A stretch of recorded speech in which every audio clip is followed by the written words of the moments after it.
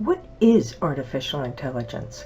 A literal definition from the dictionary is the theory and development of computer systems able to perform tasks that normally require human intelligence, such as visual perception, speech recognition, decision-making, and translation between languages. Not very helpful, right? Well, let's take it a step further. Artificial intelligence is intelligence demonstrated by machines, unlike natural intelligence displayed by humans and animals. Okay, that got us a little closer, but still, no real image comes to mind, and artificial intelligence still remains a vague, magical mystery. Imagine a big, beautiful lake, crystal blue, clean and transparent, unscathed by any pollution. I know, already a tough image, but go with me here.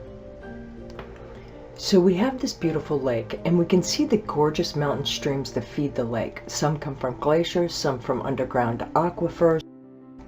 The streams are incredibly diverse, and again, are untouched by pollution.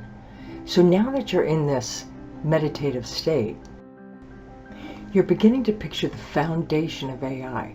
Those streams are called data streams, information from diverse sources. Those diverse streams of information feed into the lake, and that lake is called a data lake. Those are actual technical terms, data stream and data lake. The data lake is a storage repository that holds a vast amount of raw data in its native format until it's needed. Let's say we have fish in our imaginary lake. We also have bass and trout and some bluegill. We also have lake grasses and other biodiverse things to keep our lake healthy. Fish and plants are recorded and tracked, so I'll be able to tell you how many and what kinds of fish there are and how they're interacting within our AI ecosystem, all in a nanosecond. Here's the crazy part. I can even tell you that if you destroy all the grasses on the side of the lake, there'll be consequences for the fish. How?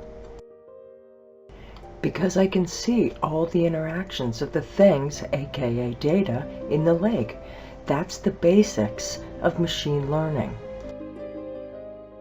It's just a repository of raw information that can be called up at any time, and the interactions between that data can be summoned as well.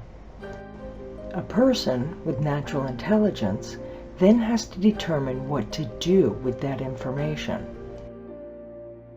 In the case of the dying grasses killing the fish, a person would have to figure out the actions to take to stop killing the grass and bring back the fish.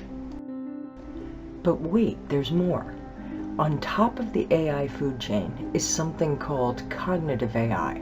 There are only a few cognitive AIs in the world. Cog AI can use its computing technology to find a solution to our grasses problem. It can do this because it has neuroconnectors that can actually think through complex problems. It can then offer up actionable steps to humans to address the issue.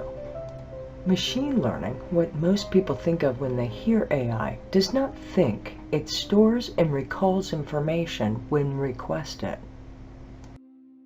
So just to circle back and simplify our analogy, AI is a huge repository of information that humans can access in a matter of nanoseconds. It's limited to the information that it's given.